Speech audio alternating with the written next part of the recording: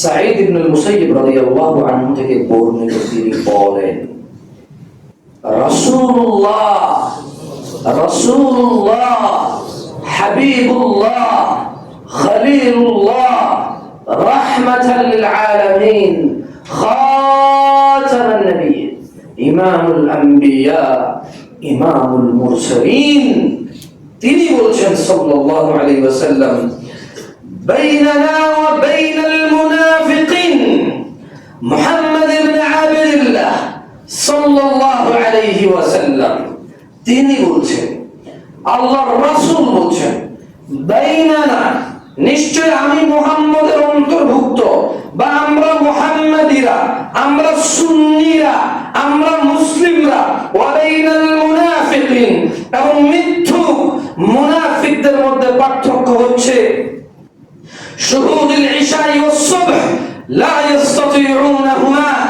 আল্লাহর নবী রাহমাতাল লিল আলামিন বলেন সাল্লাল্লাহু আলাইহি সাল্লাম, নিশ্চয় আমি মুহাম্মদের অন্তর্ভুক্তরা এবং মুনাফিকরা, এর পরিচয় হচ্ছে ফজর আর ইশায় আসতে পারে না মুনাফিকরা।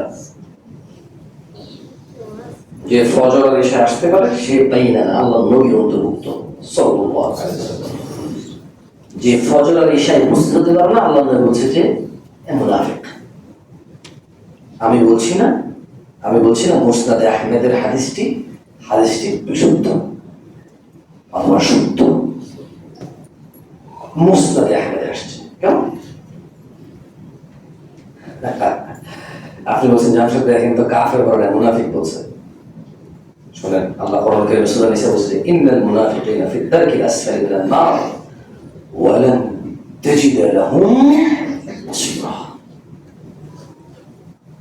আল্লাহ নবী বলছেন যে আমার উম্মত আর মুনাফিকের মধ্যে পার্থক্য হচ্ছে ফজর আর ইশার নামাজে উপস্থিত হতে পারে না মুনাফিকরা। আর আল্লাহ বলতেছে যে ইন্নাল মুনাফিকিন নিশ্চয়ই মুনাফিকরা ফি দারকিল আসফালি মিনান নার জাহান্নামের নিম্নতম স্তরে থাকে, ওয়া লান তাজিদ লাহুম নাসীরা, কোন সাহায্যকারী থাকবে না ওদের। এটা হচ্ছে মুনাফিকের আখিরাতের অবস্থা। আমি তো বলবো জামশেদ ভাইকে তো মুনাফিক বলছে, আল্লাহ নবী তো কাফের বলেনি, মুশরিক বলেনি। আল্লাহ নবী জাস্ট সেড সাল্লাল্লাহু আলাইহি ওয়াসাল্লাম যে মুনাফিক। আল্লাহ বলছে যে মুনাফিক জাহান্নামে যত পাপিষ্ঠ যাবে এই সবার নিচে থাকবে মুনাফিক, তারপর অন্যগুলা। মুনাফিক সর্বনিম্ন স্তরে যাবে। যে ওয়াদা কথায় কথা বলবে, আল্লাহর কসম ভাই দিয়ে দেবো, দিচ্ছেন না, ওয়াদা খেলাফ। মুনাফিকের লক্ষণ হচ্ছে তিনটি: আমানত দিলে খেয়ানত করে, ওয়াদা দিলে খেলাফ করে, মিথ্যা কথা বলে। এই সর্বনিম্ন স্তরে থাকবে জাহান্নামের। আল্লাহ আমাদেরকে আশ্রয় দান করুন মুনাফিক।